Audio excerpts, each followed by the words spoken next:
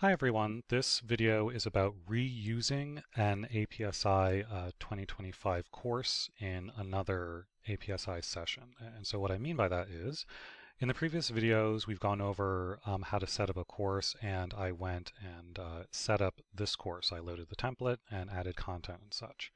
Let's say that I'm teaching again in the second APSI session, and that I want to reuse that content into this course.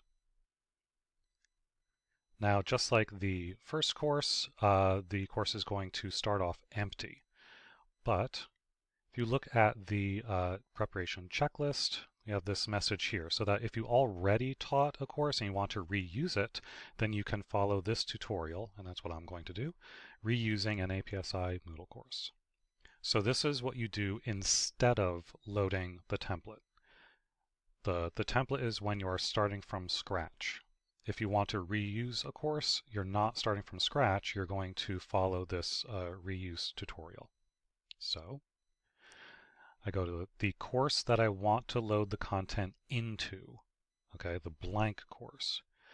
Go to More, Course Reuse, and this time I'm going to use the import function. It should be the default option. And it's going to ask you to choose a course to import data from. Now, you're not going to see all of these courses. You'll see fewer. But what you're going to do is you're going to search for the course that you want to import the data from. So maybe EDAP, which is the prefix for the AP courses, 430. And here it is. This is the course that I want to import the data from, import the content from. So note that a few things. Note that this is the section 20. So that's the course that I set up in the previous videos. And also, just to make sure, double check that this is in fact the 2025 course. Remember that the 2025 courses have 25B in the braces here at the end. If you've taught previously, you might see other courses. So I'm going to select that and click Continue. You can leave all these in their defaults. All you have to do is just go to Jump to Final Step.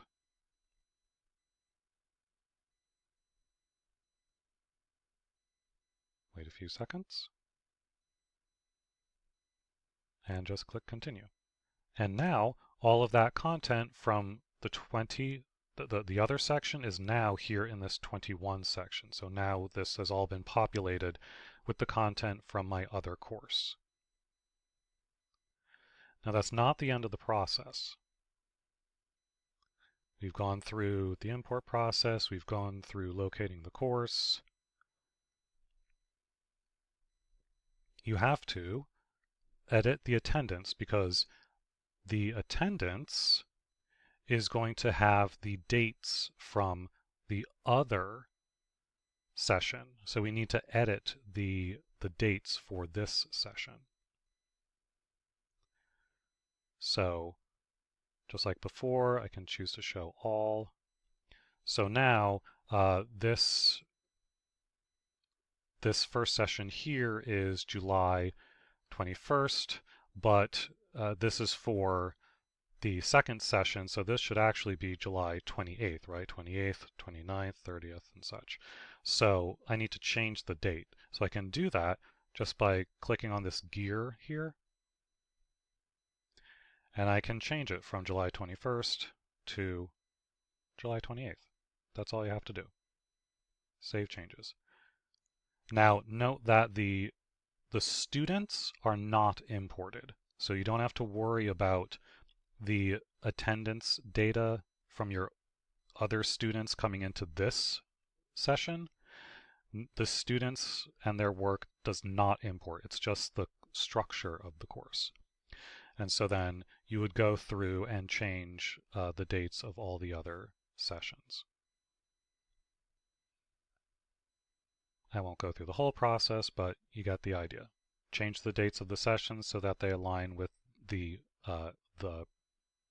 APSI session that you're actually teaching in this course.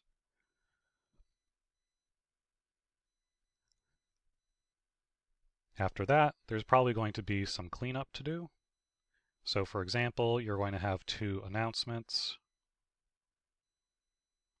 The announcements that you made in the other course are not imported. It's going to start with an empty announcements folder. Everything is empty, including the no students, no student work, nothing like that, just the structure of the course. So I deleted that. After you've done that, you're going to want to go back to the course preparation checklist and go through these steps. Double check. Do you need to edit your header? You might need to change your header to reflect this other session that you're doing. You might need to edit your pages. You're probably going to need to upload a new version of the syllabus. All of those things. Make sure you go through this. What's especially important is that note that this second session here, it's hidden. Just like the other one started off as hidden, this one is hidden also. So you're going to have to go through the steps outlined here to make your course visible before you email your class.